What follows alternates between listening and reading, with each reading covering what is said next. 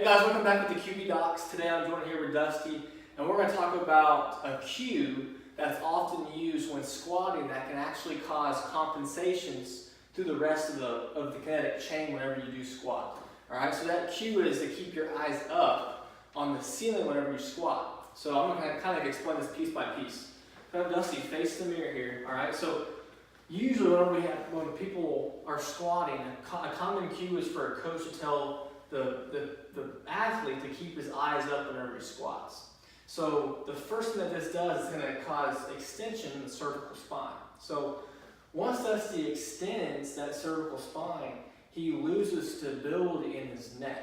Alright? So if he loses this stability and he's overextended here in the neck, as he comes down, the posterior weight shift in the squat, he's going to start to overextend his lumbar spine as well. Okay, so if Dusty's overextended here and he's overextended his lumbar spine, he starts to lose the foundation that he needs to stabilize whenever he squats. So now he loses the foundation and this pelvis starts to tip forward. So if this pelvis is tipped forward, oftentimes see a butt wink, so that pelvis goes from overextended and shifts. You see that butt wink at the bottom of the squat.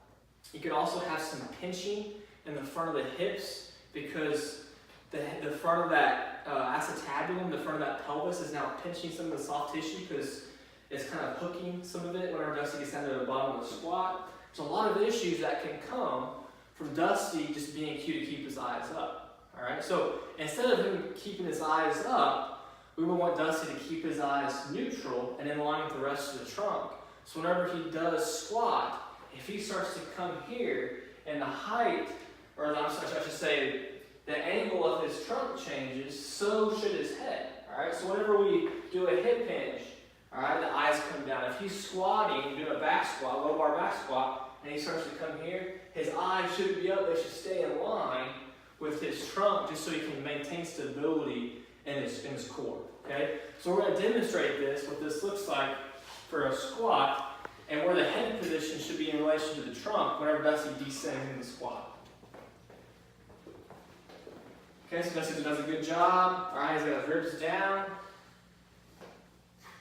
Whenever he sits back, alright, Dusty's going to keep his head, so from the top of his head to his tailbone, Dusty's keeping that all in the same line, with his ribs down.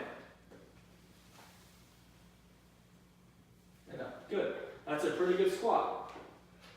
So you can see Dusty's feet are a little wider than shoulder width. He's got his toes pointed forward. That's pretty good. His ribs are down. He's pulling that bar down into his back. And he's keeping his eyes in line with his trunk. That's good, guys. Alright, so young athletes out there, alright?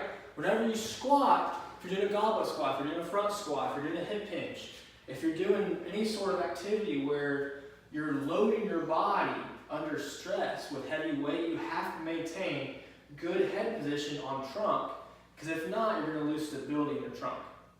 Okay? If you like that video, please check out our other videos at the QB Docs on our Instagram, YouTube, and Facebook, or our website, theqbdocs.com.